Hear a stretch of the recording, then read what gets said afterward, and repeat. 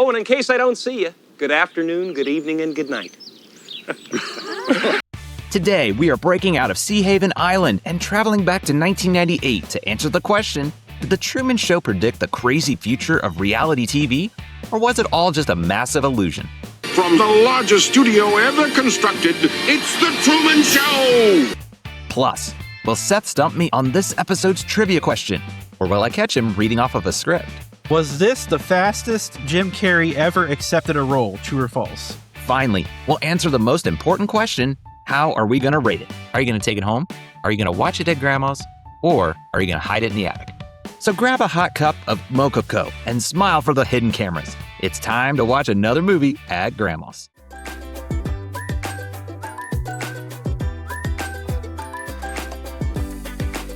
Hello, please come in. There's some fresh cookies in the cookie jar. There's a pitcher of Kool-Aid on the counter. Make yourself comfortable. Welcome to Movies at Grandma's House, where we love to revisit the movies from our childhood to answer the question, does it still hold up? And is it family-friendly enough that even Grandma will enjoy? And I'm your host, Isaac. They just go around the block, round and round and round. And this is Seth. The early bird gathers no moss. The rolling stone catches the worm. It is great to see you, Seth. What is Grandma putting on for us to watch today? Today, it's The Truman Show. Okay, if you have never seen this movie, this is your fair warning. We're going into spoiler territory. So, from here on out, consider yourself warned. Well, while Grandma's messing around with that VCR, let's look at the back of the film case and some film facts. The Truman Show was released back on June 5th, 1998. It had a budget of $60 million. The box office, $264 million. Looking around at some reviews, IMDb sits at a 8.2 out of 10. Rotten Tomatoes is a 94%. Letterboxd is a 4.2 out of 5. Currently, as of this recording, you can watch it for free streaming on Peacock, Pluto TV, MGM Plus, and YouTube Premium. It stars Jim Carrey, Ed Harris, Laura Linney, and many more. It's in association with Paramount Pictures. And last but not least, we have to hear, how does Grandma feel about this one? Granny's family-friendly rating for The Truman Show is a C+ for language, brief violence, and adult themes. Yes, there are a few things to look out for. There's a brief, maybe frightening scene for younger audiences and language throughout. So just keep that in mind when it comes to family-friendly.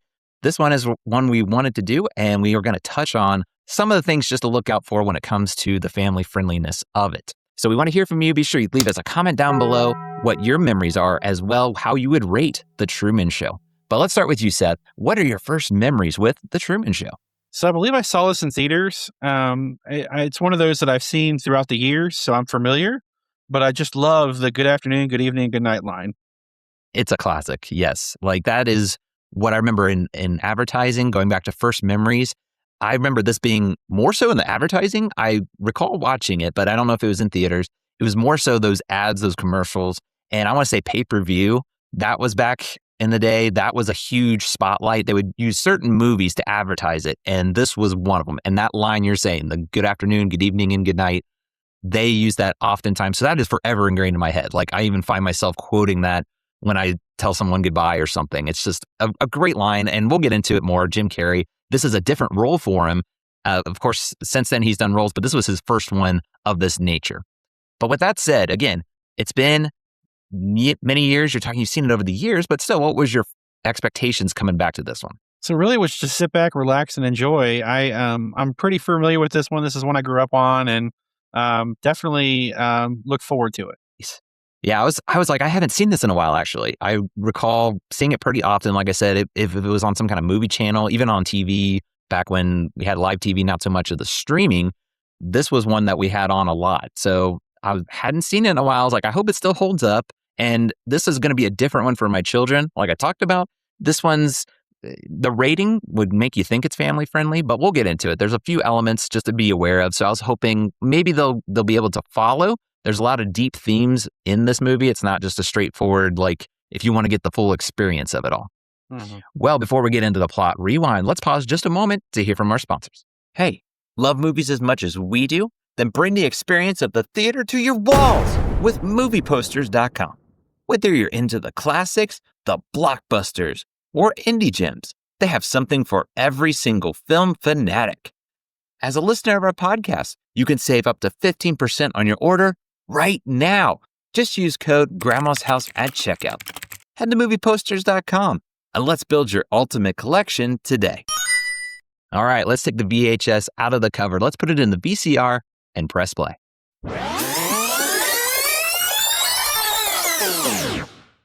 How would you feel if your whole life was made up? A farce? A fragmented reality? For what? TV ratings? To sell products? Truman slowly comes to realize his whole world is one giant TV studio. That those he loved were actors. That his life was fake. What will he do? Find out as Grandma puts on a classic. Today we are watching The Truman Show. Very nice. That's a great summary. I would say they don't make movies like this as much, at least popular, because this seemed like a popular film. Going back to the box office, $264 million for 1998 box office numbers. This was everywhere, but they just don't seem to make that interesting plot like this. And it kind of set the stage, kind of touched on it before, of reality TV, how people can get addicted to that, how they follow it. So it's kind of fun coming back to this many years later. That's what kind of hits me of like, back then you didn't have internet. It was in early stages, really. Nobody really had the access. So this is what entertained people. And it's that fun premise of this one person, everybody knows all about him, and he is completely oblivious to it all. But I got to hear, what is your first impressions when you're watching this film? Really, I just always forget just how captivating this movie is. It's there's nothing like it, and I don't think there ever will be anything like it, like you mentioned. Yeah.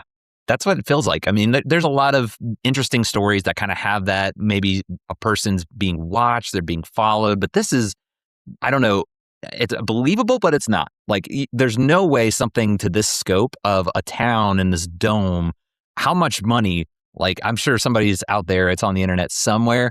I just failed to do the research. But how much money would that cost to run that? Because you got paid actors that you have to figure they're dedicating their life to this show, quote unquote. Now they have to play a character 24/7. I mean, that just sounds impossible. But then the way it's done, it's like, at the same time with hidden cameras and obviously your walkie-talkies and communicating, it could happen, maybe not to that scale.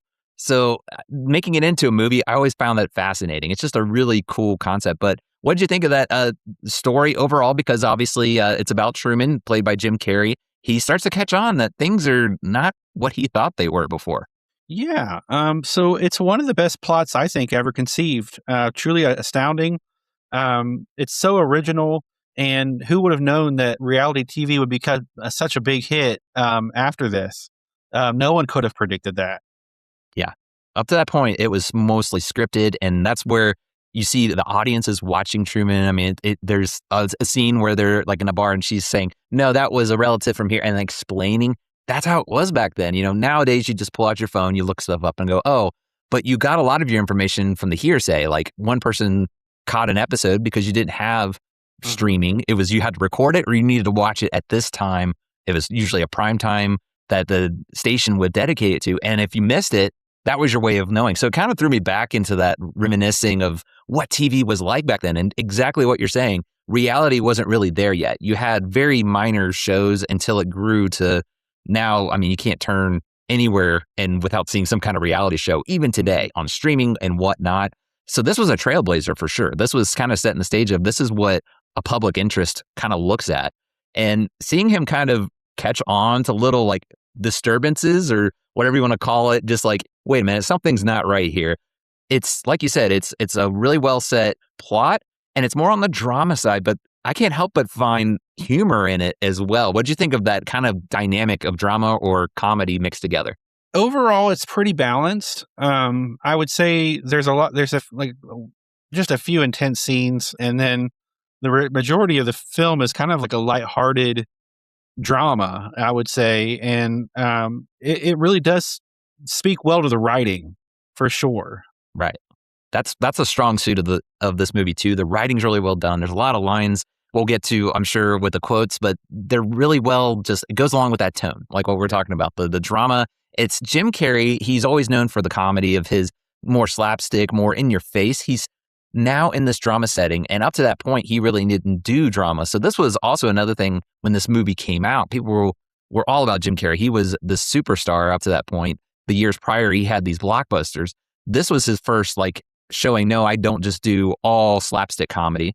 I can also be dramatic, because that's what impresses me still today is Jim Carrey is a really good actor on the drama side. Like he conveys those emotions.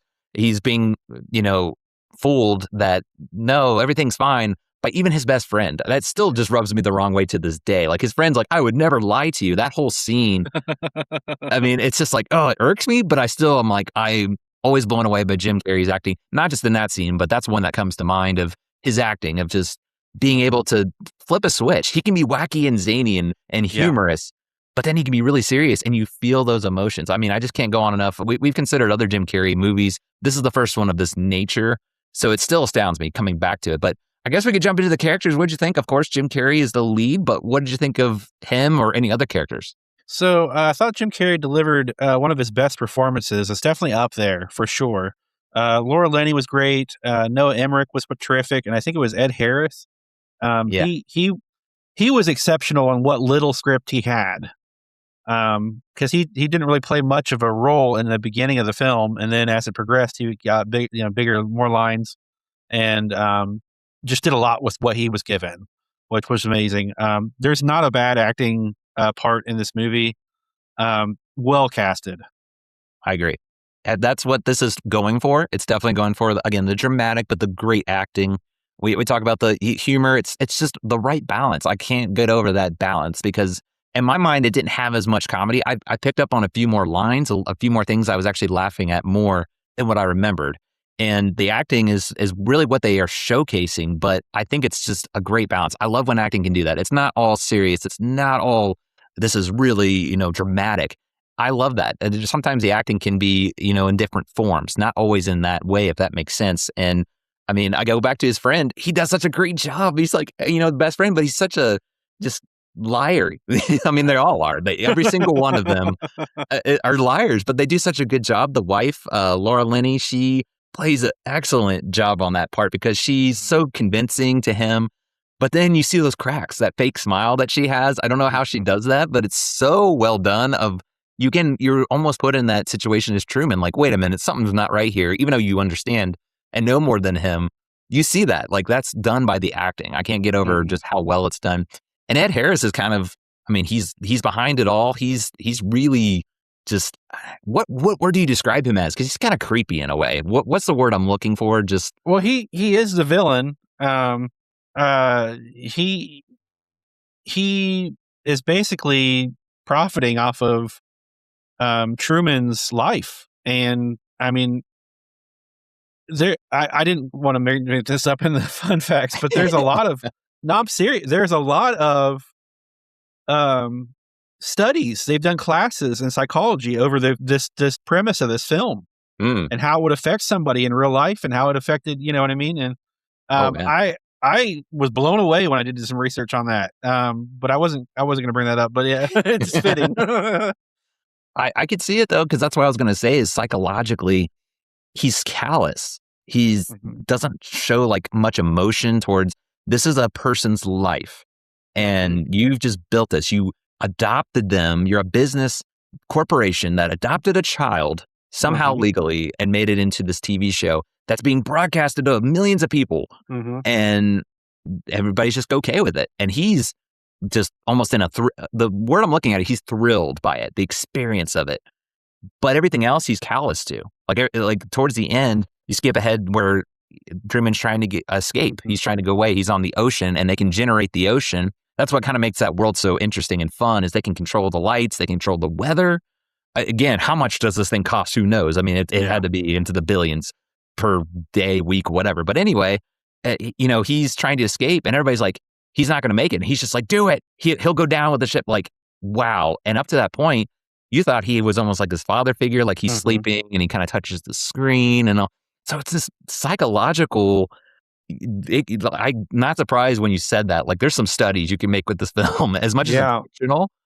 It's kind of fascinating when you look at the multi-layered process of the characters, especially Ed Harris, but also what is Truman? What is his psychological welfare of, this, all his life was a lie. It's just it's a kind of messed up story, but it's got its happy ending. He escapes and obviously it's a fiction that you think he's okay, but you do kind of wonder, like, what's his experience going to be like outside of that whole world? I mean, is that something you've ever thought about, like, even when you're watching it the first time? Yeah, it was, well, I'll get into that, but yeah, when I first watched it, I kind of wondered if life was made up, if it was just fake, and how easy it would be to do something like that nowadays, because of, like you mentioned, there's equipment ready to go. I wanted to say real quick though, we don't talk about this much because we don't go into our villains that deep, but it's like one of the first narcissistic characters that we've ever discussed. And there's some real stuff going on there, and he's got some problems. And then on the other spectrum, Truman is robbed of his real life. Yeah. So he could have had a real life, but they took it from him, and they're making him have this fake life that he's grown up to think is reality, which is not reality. And it's how pitiful is that when you kind of think like child actors kind of go through that a little bit. Right. And yeah, it's a heavy movie. That's where we go back to, like, is this a family friendly movie? It goes more on the mild side. They definitely could have pushed this more. I'll get to my children's comments, but this was one that they definitely, when the credits rolled, were kind of like eyebrow raised a little bit. They didn't have a normal reaction to movies they've watched. And sometimes that's a good thing. I'm not saying everybody needs to watch this movie for growing up, but sometimes you just need a reality, as much as this is fiction.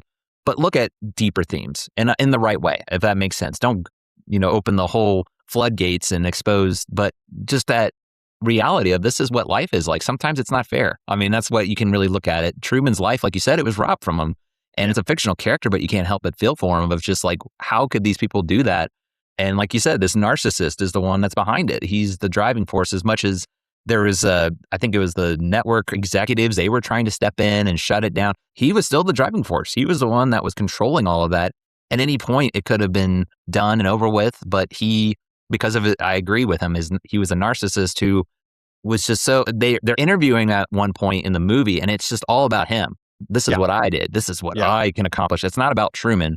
It's more of like, look at what I've accomplished. Yeah. This was my fascinating idea. So it's just an interesting experience. I don't know how else good was he at that role, though? He was so good, right?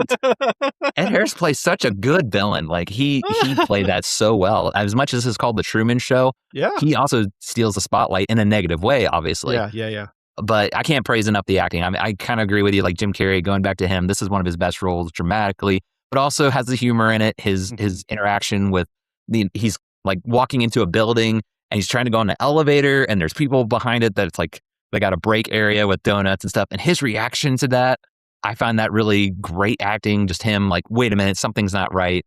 Mm-hmm. I think it's a fun ride, as messed up as it is. Like, I mean, I can acknowledge it's a really screwed up idea of this poor person, their life was all a lie and there's all these corruption going on. But you can kind of enjoy the experience a little bit, if that makes sense. But we kind of alluded to a little bit. There's a lot of clever writing, a lot of lines. What were some quotes or different lines that you appreciated? So I've got a couple. I love the scene where he's trying to escape and he goes, "Somebody help me, I'm being spontaneous." I also wrote down, "I hereby proclaim this Trumania of the Burbank Galaxy." I really like that too, because that's where he's like in the mirror, and the people that are working think that he's caught on because he's just staring right into the camera. And who is that actor's name? He's been in all kinds of different. I can't think. Paul Giamatti, is that his name? Yeah. That's it. Yeah, like he's one that I just enjoy his acting, and he plays that way. He's a minor character, but I was like, oh, that's right, he's in this movie. I did that a lot in this movie. And he's like that in a lot of movies when he first started his career. He was a very small role in a lot of movies, and he really nails it. I mean, he is such a good actor. Yeah. But he as much as that was Jim Carrey, he uses the soap to make the spaceship. It was also him and the other actor with him, their delivery. It really sold that scene. So I really like that scene. I'm with you on that line. I really like that one. I like where they're driving through the fire because he finally, another element we didn't think about psychologically, just a sidetrack to that, why that was such a big moment, is he's afraid of water because it's staged like his father drowned. Again, messed up, just horrible. but he's afraid to go over even a bridge of water. Like that's how psychologically it messed with him. But he finally overcomes that.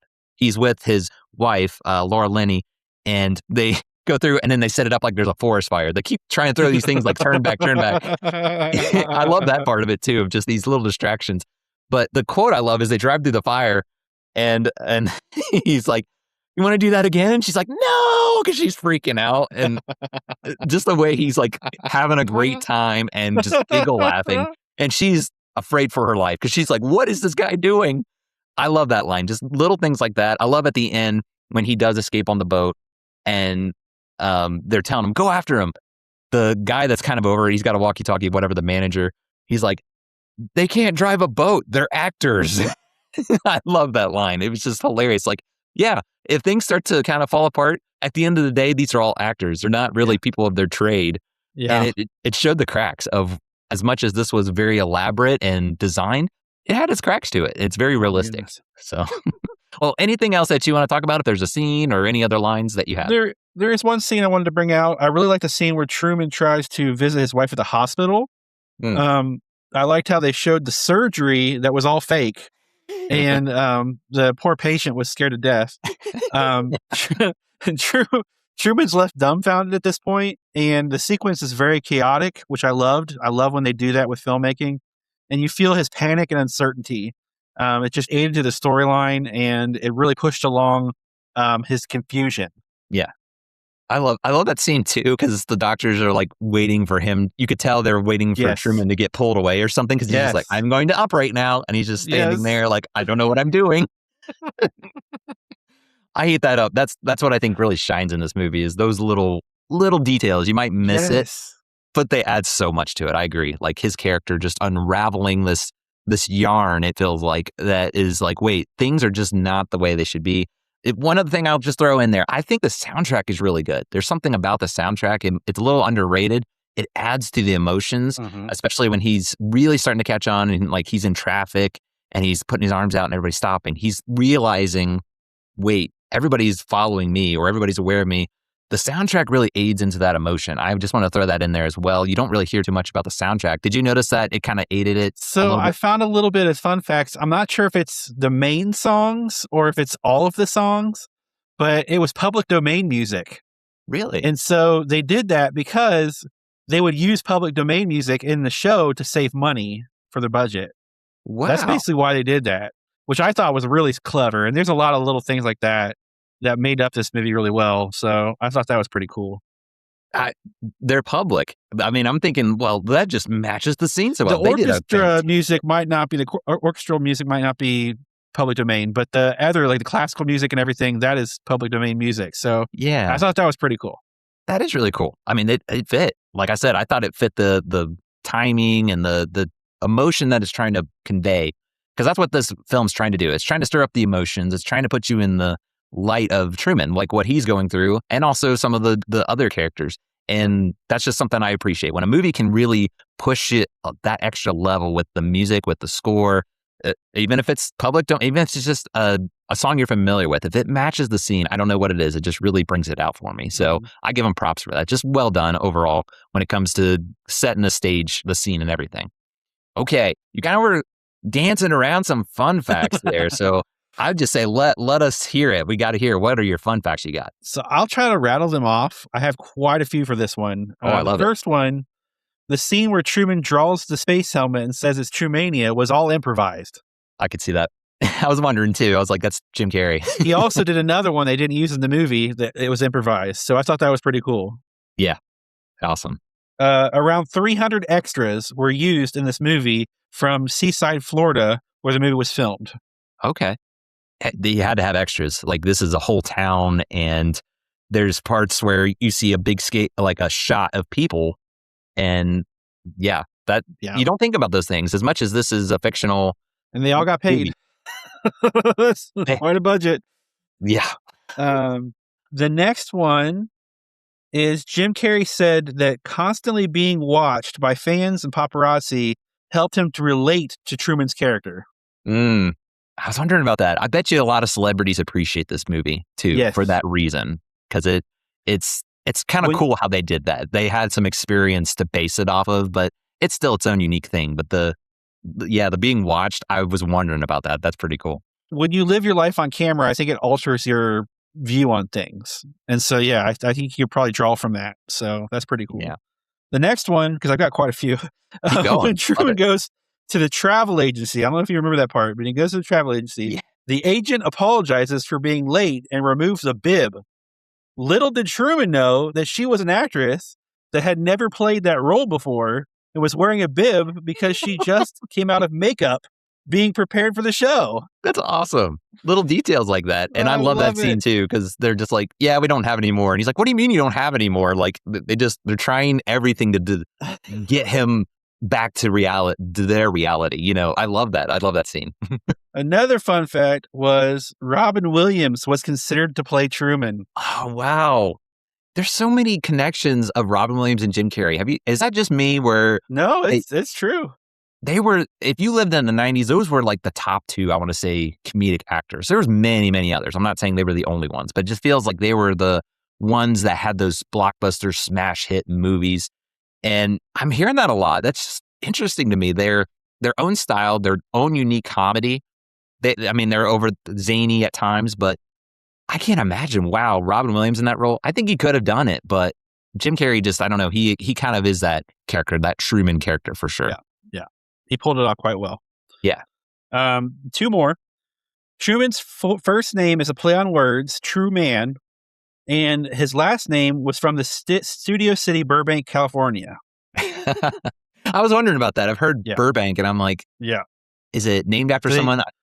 They didn't go too far to get the name, so it works. It kind of rolls off the tongue, I think. All right, this last one is pretty special.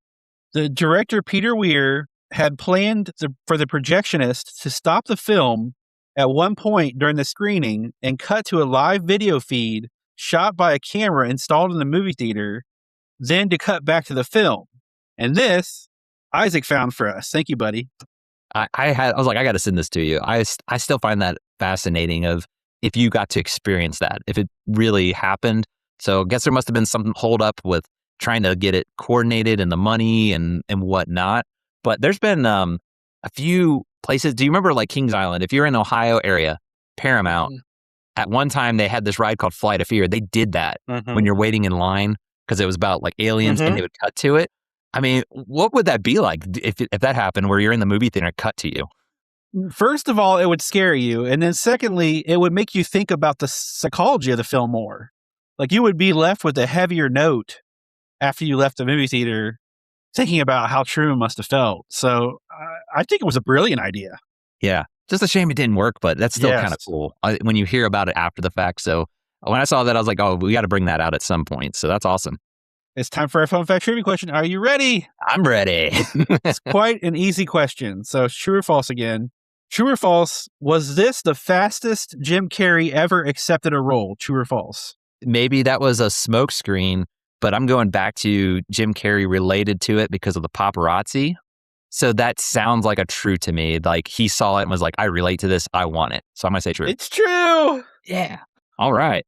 I was like, maybe you're trying to trip me up a little bit. Maybe you hear of stories. Maybe their agent kind of had to convince them, but maybe that tipped your hand a little bit. Maybe I was able to catch on of this seems like a role Jim Carrey wanted to play. When I wrote that question, or when I wrote that trivia question, I thought of is it Sonic and how his daughter wanted him to be in the movie, or whatever. And I thought maybe this has changed since then, but I don't know. But up to this point, that was the fastest he had ever taken a role. Apparently, he did it quite fast because they actually had a note of it. So, oh wow, yeah, I mean, that's pretty neat. That is I awesome. thought that was pretty cool. He that's the other thing. Like his genuine, and not that he doesn't do it in other roles, but you could feel it in this role. Like that was a role he wanted to play, and he could really relate to the character. That's what I was sensing the whole time. So, well, you didn't stump me this time, but maybe next time. So far, go back to this season. I'm definitely doing better than last season. If you go back to our previous episode, you'll see how terrible I really am at trivia. So I don't know what this wave of getting them right is going on, but I hope it continues. So. All right. Well, before we get to our rating, we like to look around the net. This, again, was all the way back in 1998. So I'm wondering, what kind of reviews are out there? What kind of thoughts are you seeing out there, Seth? The first review I found was Mark 1988. said, one of the most original films ever made, 10 out of 10.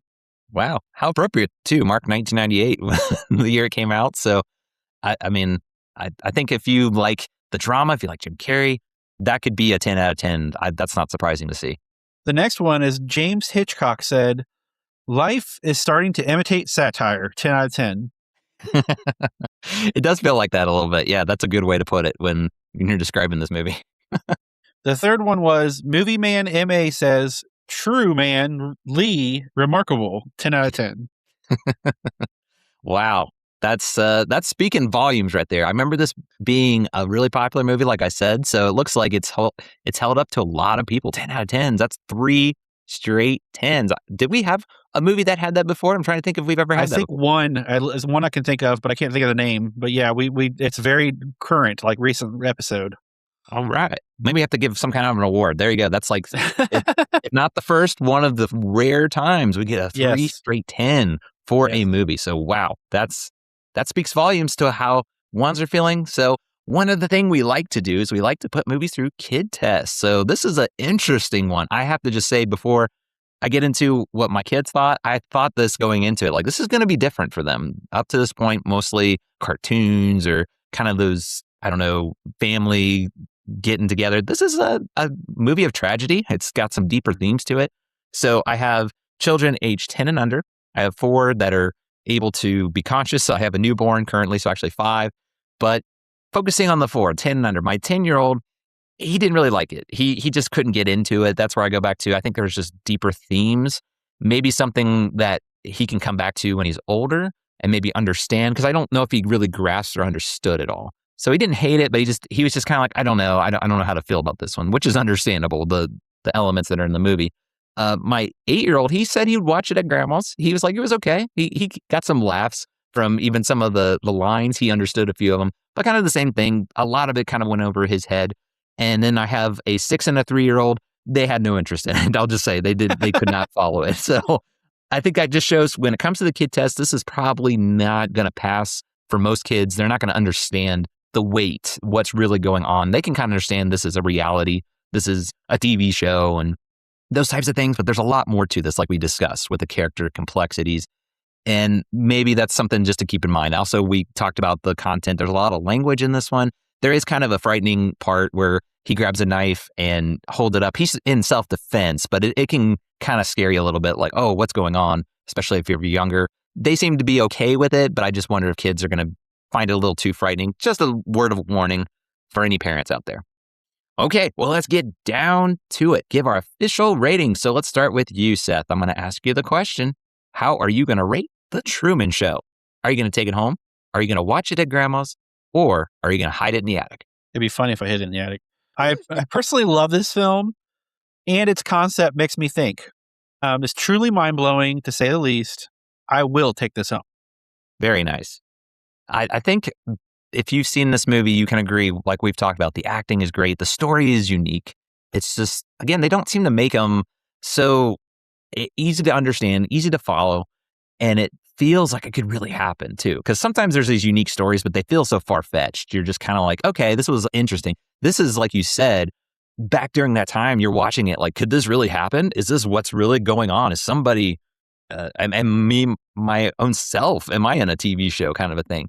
So it's really fascinating even today. I think you can really enjoy this one even this many years later. I feel like it deserves to take it home. For me personally, I'm going to watch it at grandma's, but I'm going to give it high respect because I feel like this is one I can come back to every once in a while. I don't know if I'm going to watch it all the time just because of the experience, the deep themes that are going on with it.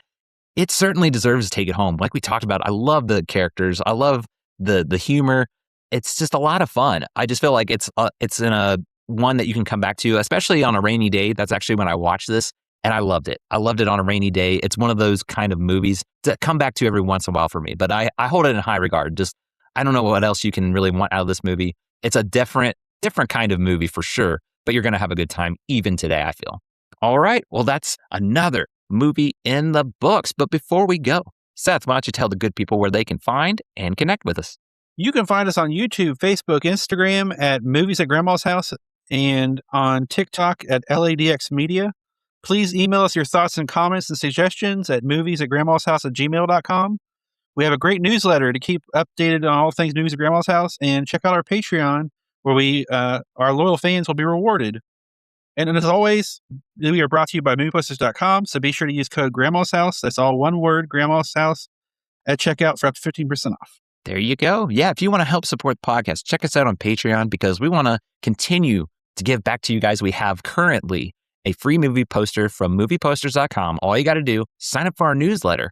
Being on our newsletter, that gets you free entry every month. But if you want to go a little bit further, you can get up on our Patreon. We're going to have some bonus content coming soon. So if you want to get in on that, be sure to check us out because we also want to grow that. We have currently some movie rentals that we do on our live feeds, but we want to see if we can do more. So be sure you check us out. All those links that Seth mentioned. We appreciate each one of you, though. Also, share your memories. Drop us a line sometime. We'd love to hear from you.